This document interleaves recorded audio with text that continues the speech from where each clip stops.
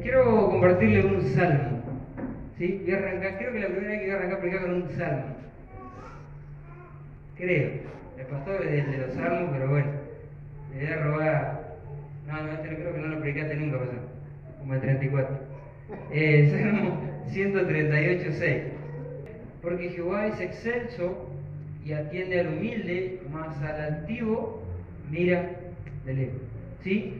Quiero mostrarle este verso en otras versiones, para que usted entienda lo que está explicando acá el salmista. Fíjate allá que dice comparar el segundo, arriba de todo, el segundo, donde están las Biblias, la versión. Mirá mi dedo, allá. Porque si no, a la derecha, arriba de todo, sí, ahí. ¿Y qué me dice? Ahora sí. Baja un poquito. Este es el mismo versículo, pero en otras versiones, para que usted lo vea. Baja. Dice esta, por ejemplo, la versión castellana dice, se convierte en la ñ ahí. El Señor es excelso, dice, ve al humilde y conoce al altivo desde lejos. Esta otra versión dice, excelso es Adonai, y ve al humilde y al soberbio le conoce de lejos. Por si las dudas, otra versión más ahí dice, excelso es Yahvé, y ve al humilde y al soberbio le conoce desde lejos. ¿Sí? Volvemos a la Reina Valera 1960. Entonces, cuando Reina Valera utiliza la expresión acá, atiende al humilde, más al altivo lo mira de lejos, las otras versiones, en vez de utilizar la expresión atiende, ¿sí? De atender, utilizan la expresión ve al humilde, ¿sí? Ve al humilde, y luego dice al altivo lo mira de lejos. Pero es más, la palabra atiende ahí es una palabra hebrea que significa clavar la mirada, ¿sí?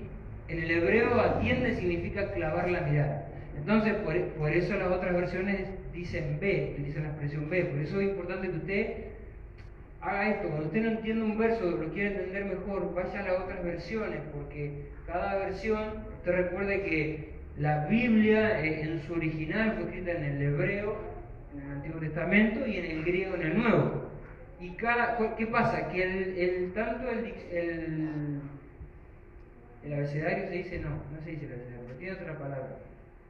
El lenguaje, el idioma hebreo y el griego, las palabras tienen un significado mucho más profundo que el español. Entonces, ¿qué pasa? Que una palabra hebrea, por ejemplo, en este caso para nosotros, tiene 3, 4, 5 o muchos significados en español. ¿Sí? Entonces, ¿qué pasa? Que cuando se traduce la Biblia en base a esa palabra que aparecía en el hebreo o en el griego, el intérprete, que en este caso fue Reina Valera, en 1960, por eso hay varios años, porque cada año las iban actualizando en base a lo que ellos consideraban más correcto, ponen lo que el intérprete entiende en base al contexto del texto en esa ocasión. Entonces, por eso usted tiene que ir a las distintas versiones para entender a profundidad, más detallado, qué es lo que realmente dice ahí. ¿Sí? Por eso es importante que usted estudie, que usted aprenda y que usted dedique ese tiempo para conocer ese tipo de cosas. Que cuando usted lea un versículo, léalo en otras versiones. Fíjese que lo va a entender mucho mejor y mucho más claro. Y es más, la Reina Valera de 1960 es una de las menos entendibles para nosotros. Es la más usada, pero es una de las menos entendibles en cuanto a nuestra jerga de aquí en Argentina. ¿Sí? Por ejemplo, la Reina Valera está escrita en el español España, por eso dice vosotros, ustedes. En cambio, la Nueva Traducción Viviente, la Dios habla hoy, la Biblia es más sencillo, utiliza expresiones más de nuestra jerga, entonces es más fácil entenderlo. Por eso es importante que usted entienda eso. Entonces, cuando Reina Valera dice que Dios es excelso, Dios es grande, dice Dios es poderoso, en otras palabras, dice que ve al humilde, ¿sí? Pero al altivo también dice que lo mira desde lejos. Entonces, cuando yo veía esto, entonces lo que podía ver es que hay algo que produce en nosotros la humildad o la altivez, y es que va a determinar básicamente la forma en la cual Dios va a mirarnos. ¿Sí? de una forma u otra Dios a todos nos va a terminar mirando. El problema es, o la clave o la cuestión es, ¿cómo Dios me va a mirar? ¿Sí? Porque la humildad o la altivez lo que genera es que Dios me mire de distinta forma y de una distinta manera. Dice que al humilde lo mira o lo ve desde cerca, ¿sí? No solo que lo tiene cerca, sino que lo mira desde cerca, pero al altivo, la mirada hacia el altivo es una mirada más lejana, ¿sí? Es una mirada menos precisa, es una mirada más distante, ¿sí? Que Dios tiene con aquellos que generan o que tienen en su corazón altivez. Entonces, lo que yo quiero poder explicarle esta noche es el tema, o es la cuestión de que nosotros necesitamos ser personas humildes, ¿sí? Y una de las claves es que la humildad va a determinar o va a hacer que Dios pueda mirarme a mí y verme desde cerca, mirar mi corazón desde cerca, no mirarlo desde lejos, porque la mirada de Dios en nosotros, espiritualmente hablando, produce algo, ¿sí? Cuando Dios nos mira, espiritualmente hablando, hay algo que pasa en el mundo espiritual que se produce en nuestro interior, ¿sí? Y que si la mirada de Dios está lejos, eso que tiene que pasar, cuando Dios mira, no va a pasar, porque la mirada es de lejos. Entonces el efecto que va a causar la mirada de Dios no va a ser el mismo que a un humilde que al tenerlo de cerca y verlo de cerca, lo que proyecta la mirada de Dios, ahora usted me va a entender, pero lo que proyecta la mirada de Dios, lo que sale desde la mirada de Dios, lo que causa la mirada de Dios en la persona humilde se potencia mucho más que en la persona altiva. En otras palabras, para que usted lo entienda, que si nosotros somos humildes, lo que va a pasar es que las cosas en Dios en nosotros van a tener un potencial más grande que en alguien que es altivo. Porque la altivez lo que hace no solo es alejarme de Dios, sino que es alejar la mirada de Dios de mí. Por lo tanto, lo que produzca la mirada de Dios, la manifestación que produce la mirada de Dios en nosotros, si somos altivos y no entendemos este concepto llamado humildad, según la Biblia, no lo que yo pienso que es humildad, no lo que usted piensa que es humildad, lo que la Biblia muestra que es humilde para Dios. Si logramos ser humildes como Dios nos pide que lo seamos, entonces Dios nos va a poder mirar de cerca. Y eso va a causar espiritualmente en nuestra vida varios factores o varias cosas que se irán produciendo en nosotros, que quiero poder explicárselo para que ustedes lo puedan terminar de entender, ¿sí? Pero básicamente la palabra atender ahí, la palabra yo le dije clavar la mirada, me faltó decirle clavar la mirada para inspeccionar, ¿sí? ¿Para qué mira Dios? Para inspeccionar, ¿sí? Dios clava su mirada, Dios mira con la intención de inspeccionar. Génesis capítulo 4, verso 5. Ahora sí, vamos a empezar, ¿sí? Vamos a hablar un poquito de la humildad, pero para entenderlo como la Biblia muestra qué es ser humilde, ¿sí? No lo que para nosotros es ser humilde. Dice, pero no miró con agrado a Caín y a la ofrenda suya, y se ensañó Caín en gran manera, y decayó su semblante. Entonces Jehová dijo a Caín, ¿por qué te has ensañado? ¿Y por qué ha decaído tu semblante? Si bien hicieres, ¿no serás enaltecido? Le está preguntando Dios, ¿sí? ¿No serás enaltecido? Y si no hicieres bien, el pecado está a la puerta, con todo esto a ti será su deseo y tú te enseñorearás de él. Pero ponémoslo en el verso 4, flaca, que me comí un renglón. Porque ahí, en el verso 4, en la última oración, dice, y miró Jehová con agrado a Abel y a su ofrenda, pero no miró con agrado a Caín y a la ofrenda suya. ¿Sí? Entonces, fíjese que cuando se presentan, ¿sí? Cuando se presentan Caín y Abel con su ofrenda, lo que pasa es que automáticamente Dios comienza a mirar, ¿sí? Dios los mira. Pero no solo Dios mira la ofrenda, sino que Dios los mira también a ellos. O sea, que Dios mira, para que vaya entendiendo, Dios mira la obra que se ejecutó, pero a la vez no solo Dios le presta atención a la obra que se ejecutó, sino que Dios mira quién es el que hizo esa obra. ¿Se entiende? Entonces, cuando yo hago una obra para Dios, que en este caso la ofrenda, pero puede incluir cualquier tipo de obra, orar, leer, pegar, predicar, ofrendar, diezmar, lo que sea, la obra que yo haga, Dios no va a mirar solamente la obra, Dios también me va a mirar a mí. Y lo que Dios va a hacer es inspeccionar. ¿Se entiende? Dios va a mirar y Dios va a inspeccionar. Entonces, cuando nosotros vemos eso, podemos entender algo. Veo que hay gente que dice, Dios se ha olvidado de mí. ¿Sí? Dios se ha olvidado, o no sé, porque uno puede pensar, no, Dios se olvidó de mí, Dios me ha dejado. Dios me ha hecho a un costado. ¿Sí? Pero eso no es otra cosa que un romanticismo nuestro. Porque escrituralmente Dios siempre nos está Dios siempre nos está mirando. El problema es que yo necesito que Dios me mire de cerca o que me mire con agrado, que es lo mismo. Y que Dios no me mire desde lejos o con desagrado, que es lo mismo. Entonces, lo que tenemos que entender es que Dios nos está mirando constantemente. ¿Por qué? Porque nosotros, al andar, al caminar, al hablar, al hacer, hagamos lo que hagamos, ¿sí? Nosotros estamos obrando.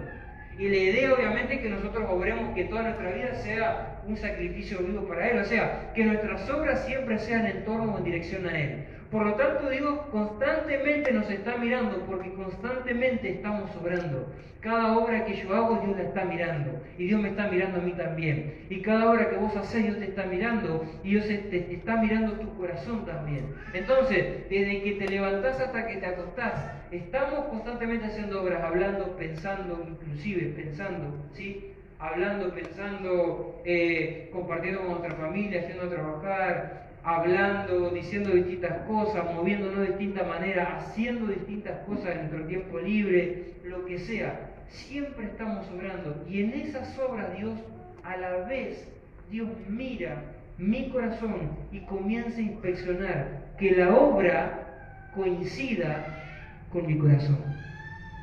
Porque ese es el problema. ¿Por qué? Porque yo puedo hacer obras para Dios, pero puedo ser altivo. Entonces, aunque yo haga obras para Dios, pero si yo soy altivo, Dios, ¿de dónde me mira?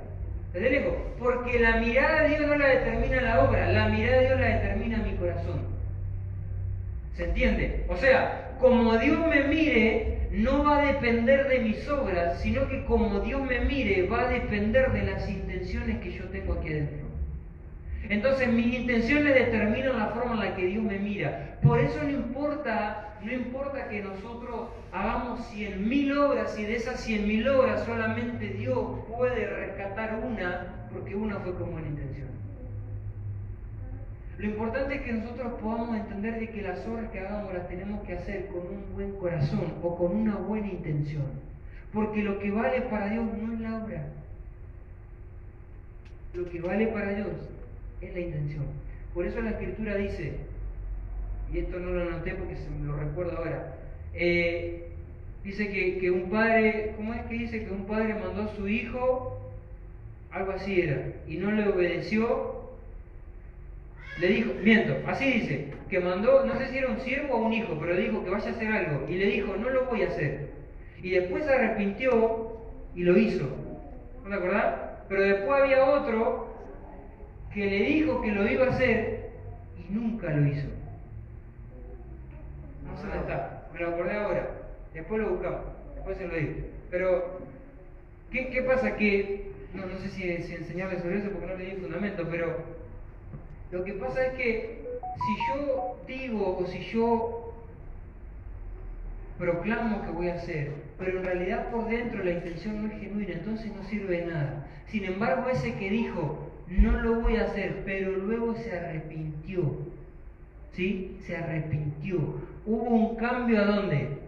En su corazón, hubo un cambio por dentro. Y al haber un cambio por dentro, ejecutó la obra, y Dios sí aprueba las obras. Pero ¿qué pasa? Que nosotros muchas veces podemos hacer muchas obras para Dios, podemos hacer muchas cosas para Dios, pero si las intenciones no son buenas, entonces esas obras, ¿sabe lo que va a pasar? No tendrán recompensa. ¿Por qué? Porque no importa la obra, importa el corazón. Entonces es preferible que yo haga una sola obra. Lucas 15, 11. Bueno, ahí está, después léalo. Por las dudas, ahí está. Lucas 15, ¿era un hijo o un siervo? Un hijo, un padre. padre. Un padre a su hijo, sí, ahí me acordaba. Pero entonces, es preferible que hagamos una sola obra con buena intención que cientos de obras y que no se rescate ninguna, porque todas fueron con una intención de altivez de mi parte. Entonces lo que pasó acá, ¿por qué Dios le rechaza la ofrenda a Caín? Si a pesar de eso, si a pesar de que la ofrenda de Abel fue mejor, pero usted entienda, eso no era una competencia de ofrenda. Porque muchos a veces lo enseñan como que eso fue una competencia, a ver quién le agradó a Dios. No, no, no. Los dos presentaron ofrenda, uno agradó y el otro no. Está el porqué detrás. Pero no era una competencia que una ofrenda iba a ser agradable y la otra tenía que ser desagradable. La idea era que las dos sean agradables. ¿Se entiende? La idea es que cuando presentemos ofrenda acá nosotros, todas nuestras ofrendas sean agradables para Dios. Pero el problema que pasa es que no todos ofrendamos con la misma intención. Entonces de ahí se deriva que hay ofrendas que son bien recibidas y hay ofrendas que no. ¿Por qué Dios no le recibe la ofrenda si a pesar que no era de los primogénitos, si a pesar que no era con gordura, aún así no dejaba de ser una qué? Una ofrenda. Entonces, es algo que muchas veces me había preguntado, pero ahora lo entendí. Creo que uno tiene duda en la cabeza y después va pasando y va aprendiendo y va entendiendo distintas cosas. Tengo 700.000 dudas, tranquilo. Ya se van diciendo. Claro, porque veo que hay una frase que dice, cuanto más sé, me doy cuenta que sé menos. ¿Sí? Y eso nos pasa mucho en Dios. Pero entonces, quiere decir que Dios le rechaza la ofrenda a Caín, no por la condición de la ofrenda, sino por la actitud del corazón de él. Entonces, como la actitud de Caín era mala, y Dios muestra la actitud, por eso Dios le pregunta y le dice, si bien hicieres, ¿no serás qué? Enaltecido. Entonces, ¿con qué intención ofrendó Caín? Con la intención de ser enaltecido. O sea, con la intención de estar por encima. Enaltecerse es ponerse por encima. Enaltecerse es quería colocarse o estar por encima de su hermano Abel. ¿Sabe cuál fue la diferencia? Que Caín sí fue con la intención de competir.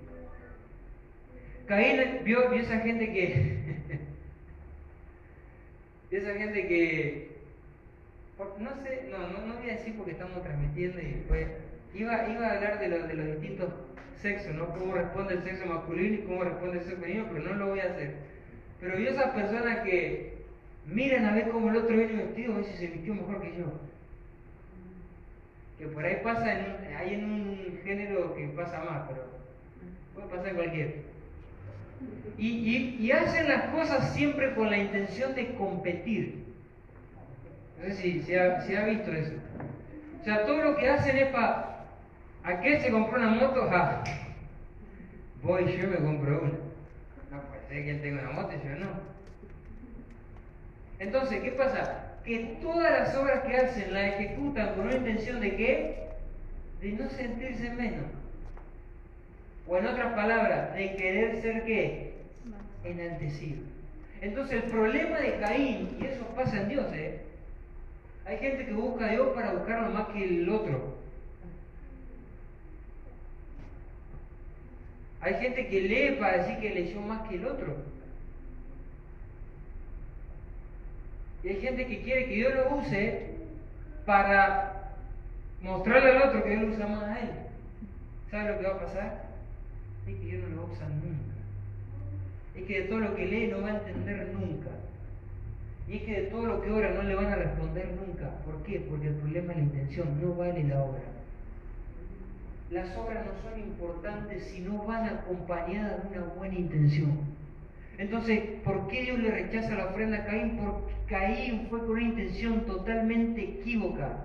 Una intención totalmente, no sé si decir despreciable, pero Dios le desprecia la ofrenda. Porque Dios despreció la actitud de él.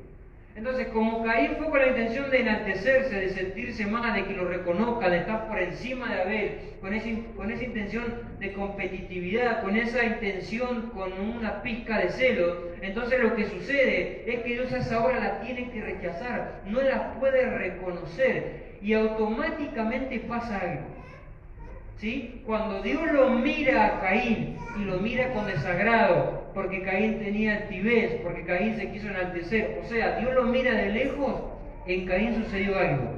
¿Sí? Y dice, verso 5, ¿de dónde está? Y se ensañó Caín en gran manera y decayó su semblante. ¿Qué pasa cuando Dios mira con desagrado? Se decae el semblante. Entonces quiere decir que si Dios nos mira de cerca, ¿qué pasa? O en otras palabras, Dios lo miró con desagrado a Caín, decayó el semblante de Caín. Pero Abel lo miró con agrado. Entonces, ¿qué tuvo que haber pasado con el semblante de Abel? En vez de decaer, tuvo que haber, ¿qué? No sé cómo se dice lo contrario de decaer, pero se alzó, se elevó, ¿se entiende? Se levantó el semblante de Abel.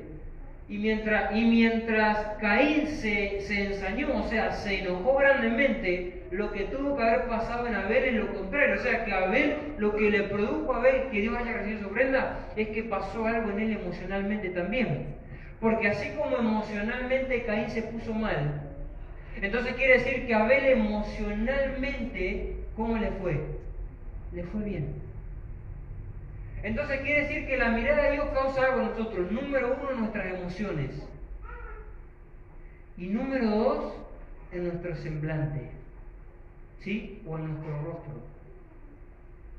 Que ahora quiero que vas a seguir teniendo la misma cara que tiene. Nos vendría bien alguna una miradita de Dios, pero bueno. Ya venimos así. Luego te digo, perdón, algunos los mandé a batalla, y a nosotros venimos al final y los hizo así rápido. Pero escuche, entonces, hay unos tentados, ya se ve que se sintieron así. Pero escuche, entonces, la mirada de Dios produce en nosotros, ¿sí? Número 1, una repercusión emocional, y número 2, una repercusión en nuestro rostro. En la dirección que va a tener nuestro rostro, ¿sí? En la dirección que va a tener nuestro rostro. Entonces, lo que pasa cuando nosotros somos altivos, porque recuerde que si Dios me mira con desagrado, es lo mismo que Dios me mire de lejos, y si Dios me mira de lejos, porque yo soy ¿qué? Yo soy altivo, ¿se entiende? Entonces, lo que pasa a nosotros cuando somos altivos, cuando hay altivez en nuestro corazón, ¿sí? Cuando no hay humildad, lo que sucede es que, número 1, soy una persona con problemas emocionales. Incurables. Porque la única forma de curarlo es que Dios me mire de cerca. Porque o sea, si cuando Dios me mira de lejos me va a causar problemas emocionales como se los causó Caín, entonces para remediar eso necesito el antídoto. ¿Y cuál es el antídoto? Que Dios me mire de cerca.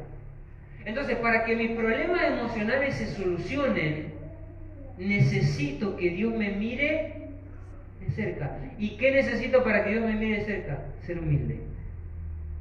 Entonces quiere decir que los problemas emocionales no se resuelven en nosotros con el paso del tiempo, porque sí los problemas emocionales llevan proceso.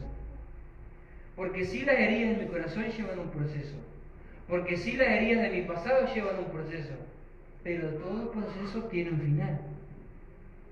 ¿Se entiende? No puedo estar 5 años con el mismo proceso, porque ya no es proceso. El proceso inicia y llega un tiempo, un ciclo donde Dios termina, donde Dios me soluciona ese problema. Pero ¿qué pasa? Que si yo soy activo, el problema no se me soluciona nunca. Entonces, para que mis problemas emocionales, mis heridas, mi temperamento, ¿cómo se dice siempre yo? Mi inestabilidad emocional, mi vaivén de emociones, mi hoy te amo Dios y mañana no quiero venir a la iglesia, esas cosas se solucionan si Dios me mira de cerca, pero necesito quitar la altivez de mi corazón. Entonces quiere decir que todos los problemas emocionales se resumen en una cosa: soy altivo. Hay altivez en mí. O en otras palabras, no soy humilde. Aunque yo piense que soy humilde, escrituralmente no soy humilde. Porque la humildad en Dios no tiene que ver con lo que nosotros normalmente pensamos que es humildad. Creo que nosotros tenemos conceptos de humildad. Y algunos piensan que humildad es ser pobre. Entonces el que tiene plata a ese no se le puede decir humilde. Las personas humildes son las personas económicamente con un ingreso bajo. Esos son los humildes. Para algunos, para la Biblia no. Para otras personas no sé, los humildes serán, no sé, pueden tener distintas definiciones de humildad. Pero para Dios ser humilde, para yo ser humilde en Dios necesito algo. Y es algo que muchos no entienden. Y le va a parecer contradictorio, pero espere que yo se lo explique.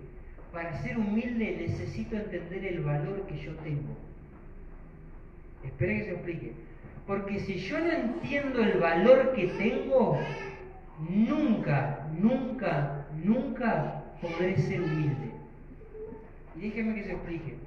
Porque si yo no entiendo el valor que tengo, entonces lo que va a pasar es que me voy a autopercibir con otro valor inferior al valor que Dios quiere darme. Y cuando yo no entiendo el valor que tengo en Dios, lo que va a pasar es que siempre me voy a sentir menos. Y cuando yo me siento menos, siempre voy a intentar sentirme más.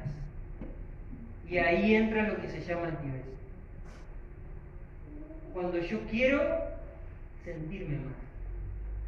Cuando yo quiero que me noten. Cuando yo no quiero pasar desapercibido. Cuando yo no quiero que no me tengan en cuenta. Cuando yo no quiero, o sea, necesito entender el valor que tengo, pero cuando yo logro entender el valor que tengo, la humildad viene rápido. Porque primero, cuando yo entiendo el valor que tengo yo, ¿sabe lo que pasa después de eso? Entiendo el valor que tiene él. Pero no es como padre, porque siempre veo que hablamos de paternidad, yo lo enseño a los pastores. Entiendo el valor que tiene el resto. Porque cuando pero ¿qué pasa? Que si yo no entiendo el valor que yo tengo, menos voy a entender el valor del resto, y ahí es donde se genera el conflicto. La humildad es entender que todos somos ¿qué? Que todos somos iguales. Eso es humildad. Es entender que como hoy usted está aprendiendo de mí, yo mañana puedo aprender de usted. Eso es humildad. Es que como Dios, y me pongo ejemplo porque ahora estoy predicando yo, pero como Dios lo usa al pastor y me puede enseñarme a mí, mañana puedo enseñar yo. Pero ¿qué pasa? Que yo entiendo que la enseñanza de Él, pero no estoy hablando de paternidad, la enseñanza de Él como siervo de Dios tiene el mismo valor que la enseñanza mía como siervo de Dios. No estoy hablando en un contexto, se entiende, ¿no? O no lo voy a poner para que usted me entienda. La hermana Felipe. La palabra que ella dio hoy, mientras coordinaba la reunión, yo tengo que entender que tiene el mismo peso y el mismo valor para Dios que la palabra que yo le estoy dando ahora. ¿Cómo se llama eso? Humildad. Eso es humildad. Es entender que el valor del otro es el mismo que el mío. Que yo no valgo más, pero que tampoco yo valgo menos. Porque ambas son peligrosas. Cuando yo me siento más o cuando yo me siento menos, es igual de peligroso. Porque en las dos soy altivo. Porque en una soy altivo ya de por sí, porque me creo más. Pero cuando me siento menos, voy a hacer cosas para querer sentirme más. Entonces, todo lo que haga será con malas intenciones. Y por lo tanto Dios me tiene que mirar de lejos.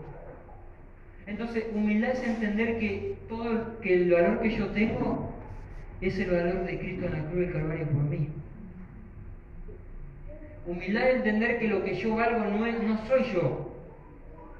Humildad es entender que yo no valgo nada. Y que si valgo algo hoy, es gracias a Cristo. Entonces, cuando yo entiendo que el valor que tengo no es el valor que yo puedo tener por mis virtudes, por mis capacidades, por mis talentos, por mis dones, por la gracia que puedo tener, por el dinero que puedo tener, por las cosas que puedo tener, por las cosas que puedo hacer. Cuando yo entiendo que yo no valgo por eso, yo valgo porque Cristo me salvó. Ahí empiezo a ser humilde. Porque cuando entiendo que mi valor es el que me puso Cristo a mí, voy a entender que es el mismo valor que tienen todos ustedes. Pero hasta que yo no entienda que el valor que yo tengo no es producto de mis capacidades, no es producto de mi pasado, no es producto de mi presente, no es producto de lo que puedo hacer bien, no es producto de los dones que puedo tener, no es producto de los logros que yo haya alcanzado en mi vida. No, eso no es mi valor. Nuestro valor es la vida del Hijo en la cruz del Calvario. Entonces, cuando yo entiendo que yo valgo la vida del Hijo, voy a entender que todos valen la vida del Hijo y erradico la altivez de mi corazón. Pero ¿cuál es el problema? Que si yo no entiendo y no tengo la humildad para reconocer que yo no valgo nada, porque para reconocer el valor que Cristo me da, necesito primero saber que yo no valgo nada.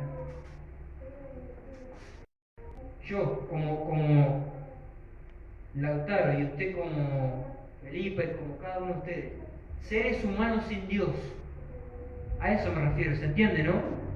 No valemos nada. Pero si yo no entiendo que yo personalmente sin Dios no valgo nada, entonces nunca puedo ser humilde.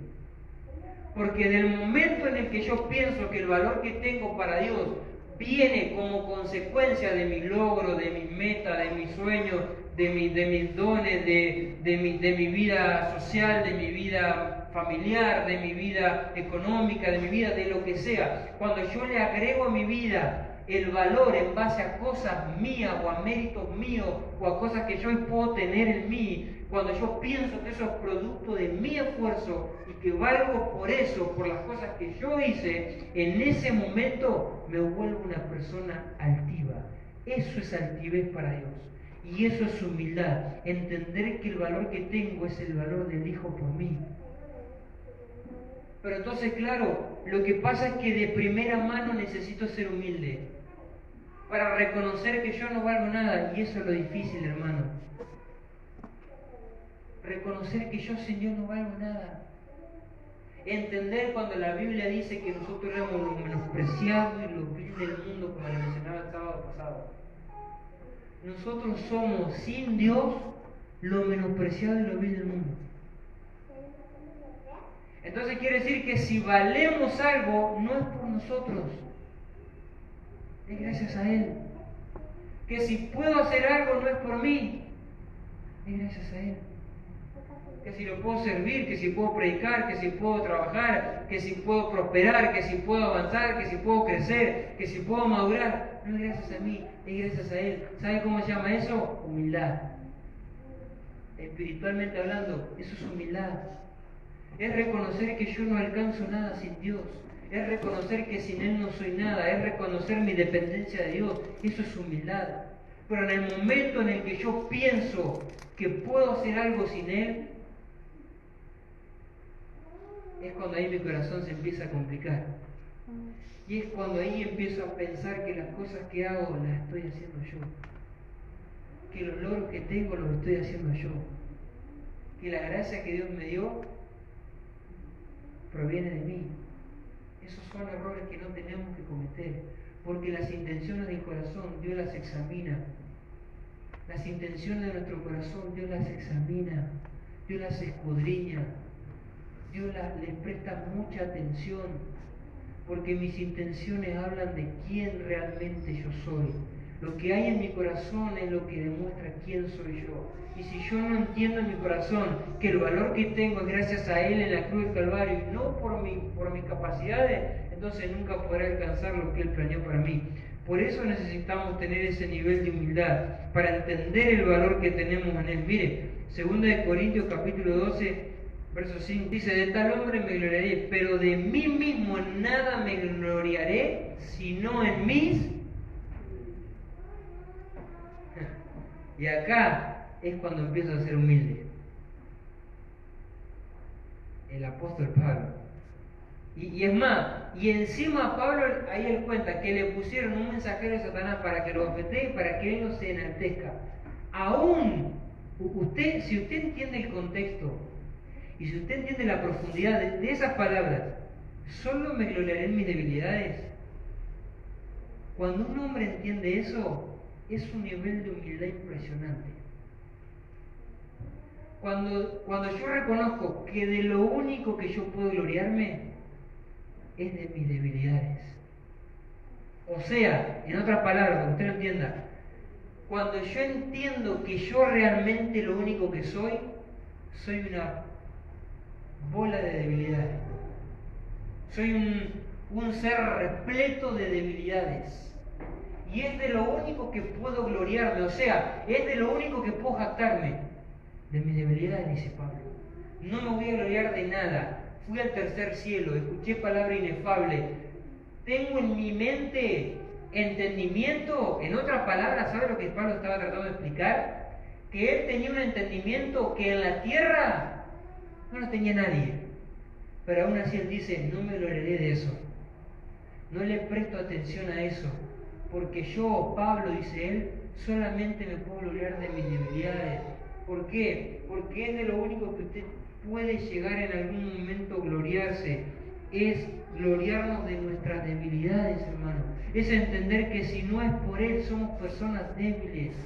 Somos inestables. Somos seres totalmente emocionales llevados por nuestras emociones, que no podemos alcanzar nada si es por nosotros. Somos frágiles. Somos inestables. Somos débiles frente a Él. Pero si yo no entiendo eso, nunca podré ser humilde. Nunca. No lo voy a hacer nunca. En el momento en el que yo piense que puedo lograr algo, la humildad se desvanece de mi corazón. Y Dios me comienza a mirar de lejos. Y ese es el problema. Por eso muchas veces nuestros problemas, inclusive emocionales, no se van por el hecho de que soy yo el que piensa que los tiene que solucionar. Por el hecho de que pienso que soy yo el que los va a controlar. El que soy yo el que en algún momento lo superará. En que soy yo el que en algún momento lo voy a lograr. En que no me hace falta Dios. O sea, lo digo que me hace falta Dios. Pero con mis obras y con mis intenciones no lo estoy haciendo. Puedo decir, Dios te necesito, sin vos no soy nada. El problema es mi corazón. El problema es mi corazón. El problema no es que yo le diga que lo necesito, el problema es que yo entienda que mi corazón lo necesita. Esa es la diferencia. Que yo le puedo decir a Él te necesito, pero cuando Dios me escucha hablar, ¿qué hace? Mira mi corazón. Y el problema es que si mi corazón no lo necesita, si yo realmente no le estoy diciendo que lo necesito, entonces lo que va a pasar es que Dios automáticamente me empieza a mirar de lejos. Y ahí, por eso vemos personas de que... Estoy tratando de explicarle esto con la mayor liviandad posible. ¿Sí? Pero por eso necesitamos ser humildes, hermano. Y entiendo, humildad no es sentirse menos. Humildad no es hacerme el pobrecito. Humildad no es victimizarme por todo. Eso no es humildad, eso es bajo autoestima, es otra cosa. Humildad es reconocer que sin Dios no soy nada. Eso es humildad. Humildad es reconocer que sin Él no puedo ser ni la mitad de la persona que hoy soy, ni un cuarto de la persona que hoy soy. Humildad es reconocer que si hoy tengo algo gracias a Él. Eso es humildad. Pero hasta que yo no entienda eso en mi corazón, siempre voy a tener, ¿sí?, ataques de altivez. Vamos a llamarlo de esa manera. Pero entonces nosotros necesitamos entender eso, porque los problemas emocionales no se van a ir. Y lo otro es que nuestro semblante siempre se irá hacia abajo. ¿Sí? Recuerden, número 1, si Dios me mira de lejos, problemas emocionales sin resolver. Número 2, un semblante en dirección hacia abajo. Decayó el semblante de Caín. ¿Qué tiene que ver con eso? Un rostro direccionado hacia dónde? Hacia la tierra. Cuando hay altivez en mí, hay un rostro en mí direccionado a la tierra. O sea, que mis ojos están puestos ¿en dónde? En la tierra. Por eso el pueblo de Israel era un pueblo de dura cerviz, dice la Biblia. O sea, ¿qué es un pueblo que es dura cerviz? Tenían la cervical dura. ¿Y qué pasa cuando te duele la cervical? ¿Qué es lo que te cuesta mover? El cuello. ¿Y qué es lo que produce el cuello? El movimiento y la dirección de qué? De nuestro rostro, de la cabeza. ¿Se entiende? Entonces, un pueblo de dura cerviz era un pueblo que no podía, o sea, totalmente terrenales. Gente totalmente terrenal. Personas que su mente lo único que se preocupa es de cosas terrenales. Personas que lo único que se preocupan es en alcanzar logros personales. Personas que lo único que se preocupan es en prosperar económicamente producto de su esfuerzo. Personas que lo único que se preocupan es de sus sueños, de sus metas, de sus logros, de su esfuerzo, dejando en segundo plano a Dios. Eso lo produce la altivez, porque Dios me mira desde lejos y mi semblante automáticamente se va a la tierra. Por eso dice en la Escritura que hay personas que están prisionadas, que están atadas, que están cautivas y que no pueden ser liberadas. Pero ¿por qué Dios no las puede liberar? ¿Por qué hay personas que se esclavizan con lo terrenal? Porque Dios los está mirando de lejos. Porque son personas altivas. Porque en vez de reconocer lo que Dios ha hecho en ellos y darle su vida a Dios, se enfocan en sus planes. Eso se llama altivez. Y entienda, le estoy hablando siempre espiritualmente. ¿Qué es altivez y qué es humildad para Dios? ¿Entiende? Entonces, cuando yo me enfoco en mí, es cuando soy altivo. Por eso mi semblante se cae y se va a la tierra. Dios no puede permitir que yo sea un ser espiritual. Dios no puede permitir que yo sea una persona espiritual. ¿Por qué? Porque soy altivo, y si Dios sabe que me vuelvo una persona espiritual y que empiezo a crecer espiritualmente, cuando yo vea que estoy creciendo, ¿qué voy a pensar? ¿Que crezco gracias a quién? A mí mismo. ¿Sabe qué tiene que hacer Dios ahí cuando me ve que vengo subiendo y que pienso que es por mí mismo? De revés así, de vuelta para abajo. Entonces Dios lo hace más simple.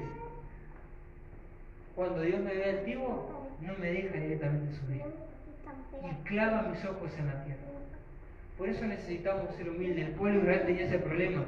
Por eso siempre ellos querían volver a Egipto. Mire, Éxodo capítulo 14, verso 24. Mire, ya terminamos. Otra de las cosas que produce la mirada de Dios. Dice, aconteció a la vigilia de la mañana que Jehová miró.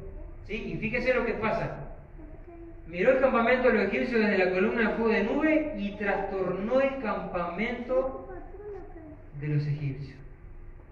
¿Qué pasa cuando Dios mira? Trastorna a Egipto.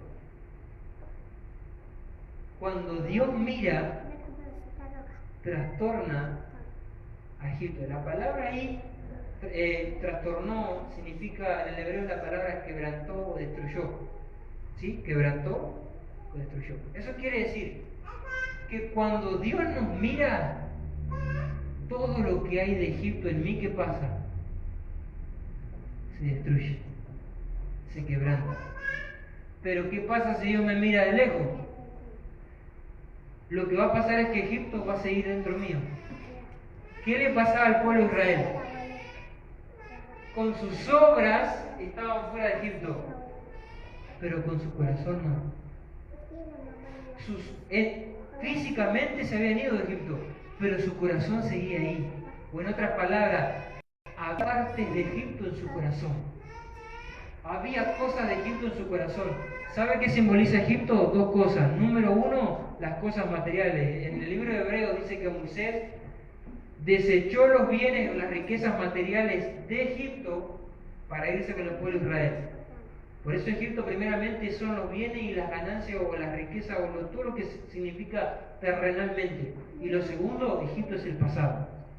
¿Sí? Número uno, las ganancias terrenales, y número dos, el pasado. Eso simboliza Egipto. ¿Qué pasa? Que cuando Dios no me mira de cerca, Egipto sigue en mí. O en otras palabras, cuando soy altivo, Egipto sigue en mí. O sea, Lo terrenal, por eso mis ojos se clavan en la tierra, pero el otro problema, el mayor de los problemas de los cristianos, el pasado. Siempre queriendo volver al pasado. Ese fue un problema que no tuvo Eliseo, como siempre menciona el pastor. Cuando Elías lo llama Eliseo, ¿sí? Eliseo agarra y quema todas las cosas. Y todos los bueyes y todo lo que tenía lo dio de comer. O sea, tiró todo, sacó todo. ¿Para qué? Como siempre menciona el pastor, para no volver de nuevo lo mismo. Fue un hombre que pudo superar el pasado. Y por eso luego Eliseo usted lo ve, como hablábamos el sábado pasado, un hombre que recibe el espíritu de su padre y un hombre que ejerce el ministerio el mismo que su padre.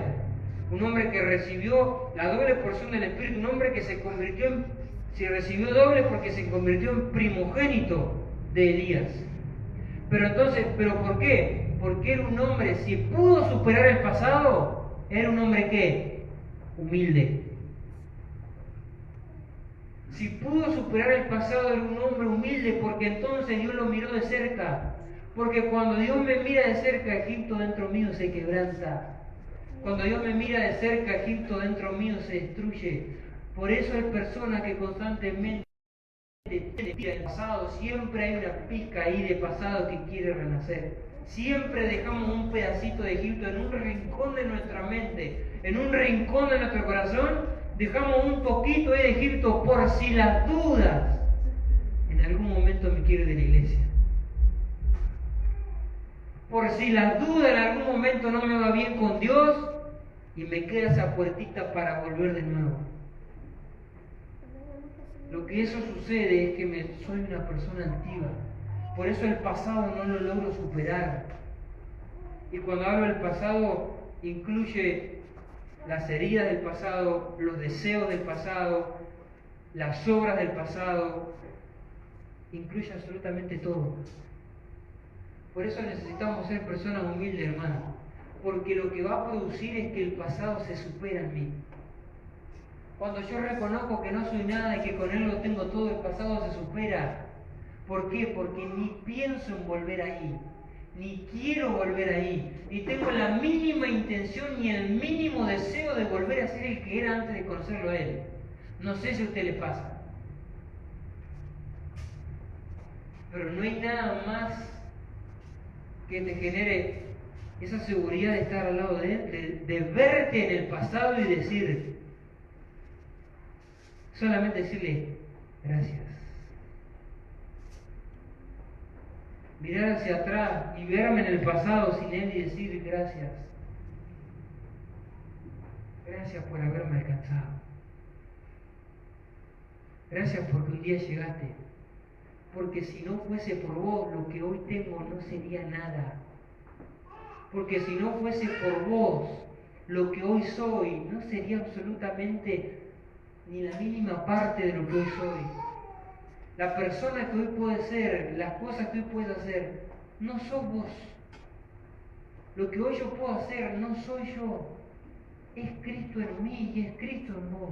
Pero cuando yo pierdo de vista eso, me vuelvo altivo.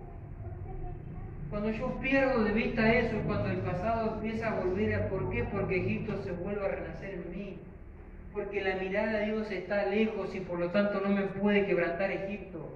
Pero cuando Dios me mira de cerca y yo le digo, gracias por haberme alcanzado, solamente sé que con vos puedo ser alguien. En ese momento Egipto se empieza a romper en mi interior. Por eso Dios hay personas que las empieza a trabajar y las quebranta. Y empieza ese proceso de quebrantamiento de Egipto, o sea, de quebrantar el pasado. Pero la única forma de pasarlo, ¿sabe cómo es? Siendo humilde. Porque lo otro para superar el quebrantamiento es reconocer que con mi fuerza tampoco puedo nada. ¿Usted se cree fuerte?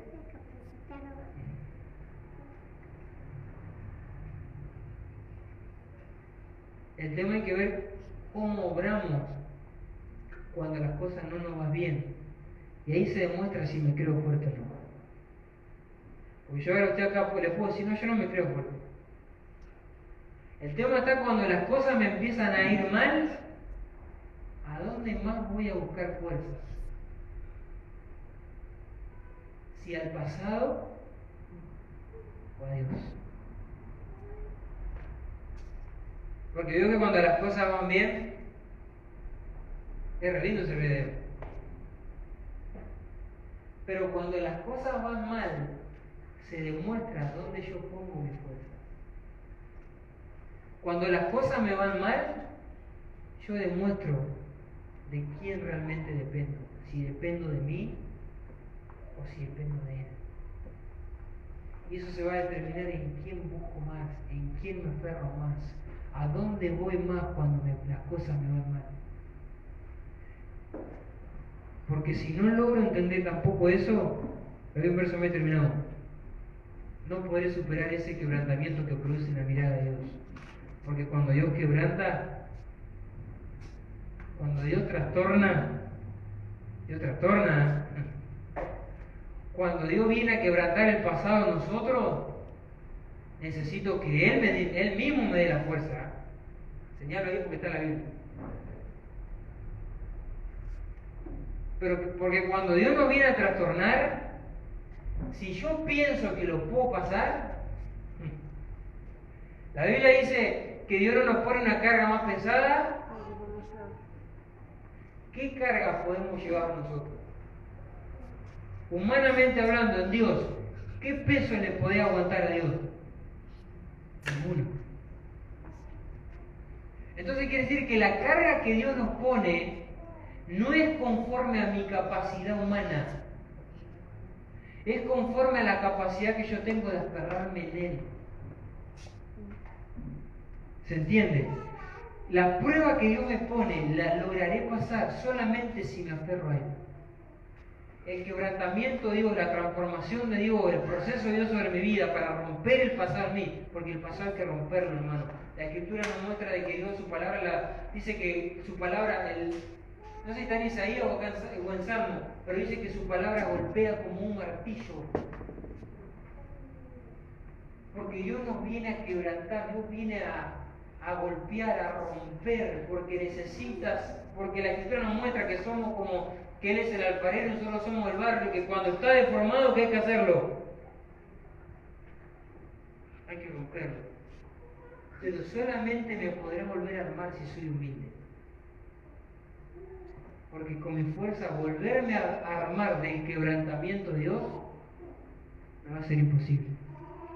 Entonces por eso necesitamos esa humildad para que Dios nos pueda dar absolutamente todo. Por último, Apocalipsis capítulo 2, verso 23.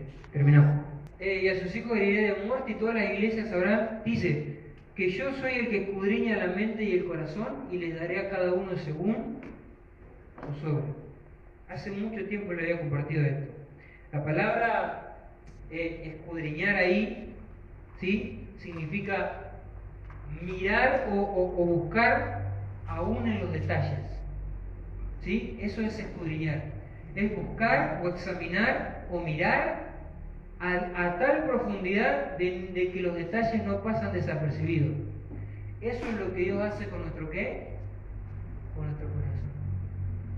Por eso cuando Dios mira, la palabra mirar, como yo le decía, la palabra clavar la mirada para examinar. Dios examina y aún lo que Dios va a examinar de mí son los detalles de mi corazón. O sea, Dios no va a mirar a lo grueso solamente, Dios va a mirar todo. Aún esa pequeñez que está ahí. Aún yo cuando el vestido es todo blanco y tiene una pequeña manchita, por ejemplo, mi pantalón tiene una mancha y usted seguro no la vio. Y está visible, pero no se ve porque pasa desapercibida. Pero Dios a esa manchita la vería. No sé con qué manchita está manchada. Pero Dios lo vería. ¿Por qué? Porque Dios examina los detalles. ¿Y sabe qué? Los detalles muestran grandes cosas. Los detalles evidencian grandes cosas. Y lo más grueso de mi corazón se evidencia en los pequeños detalles. Por eso la Escritura dice que al que se le da poco, si es fiel en lo poco, se lo pondrá en lo mucho. Pero no me pueden dar lo grueso No me pueden dar mucho si en lo poquito, si en los detalles soy infiel. Entonces el nivel de fidelidad para Dios es aún en lo que, en los detalles. Y esa fidelidad, ¿dónde cree que se produce? En nuestro corazón, hermano. La fidelidad se produce en el corazón. Entonces, por eso Dios, antes de recompensar, escudriño la mente, el corazón, y le daré a cada uno según sus obras. Pero antes de recompensarme la obra, ¿qué hace? Me mira el corazón. Porque las obras con un mal corazón no son recompensadas. Por eso te lo aclara. Antes de recompensarte la obra, te miro el corazón. Yo escudriño el corazón. Yo miro los detalles del corazón para ver si a esa obra te la voy a recompensar o no. Por eso Jesús dijo, no importa la fachada, por su fruto. Y el que hace obras con mala intención no tiene fruto. En los resultados se ve el corazón. No en las obras, en los resultados. No en el orar, no en el leer, no en el congregar, no en el cantarle a Dios, no en el predicar. Ahí no se ve quién soy. Se ven mis resultados. Se ve mi madurez, se ve mi crecimiento. Se ve a la hora de intencionar a Dios, se ve a la hora de servir a Dios, se ve a la hora de todo ese tipo de cosas que a veces son detalles, pero no se ven las obras, se ven mis intenciones. ¿Por qué? Porque si mis obras son mal intencionadas, no tienen recompensa. Recuérdelo. Si mis obras son mal intencionadas, no tienen recompensa, como le pasó a Caín. Amén. Entonces que podamos ser humildes, reconociendo que sin Él no somos nada. Y que si podemos hacer algo, no es gracias a nosotros, no somos nada, sino que es gracias a Él. ¿Sí? Para que Dios nos pueda mirar de cerca y podamos resolver los conflictos emocionales, poner nuestra mirada en las cosas de Dios, solucionar el pasado y avanzar hacia lo que Dios tiene para nosotros. Amén. Así que póngase de pie, que se me están durmiendo algunos.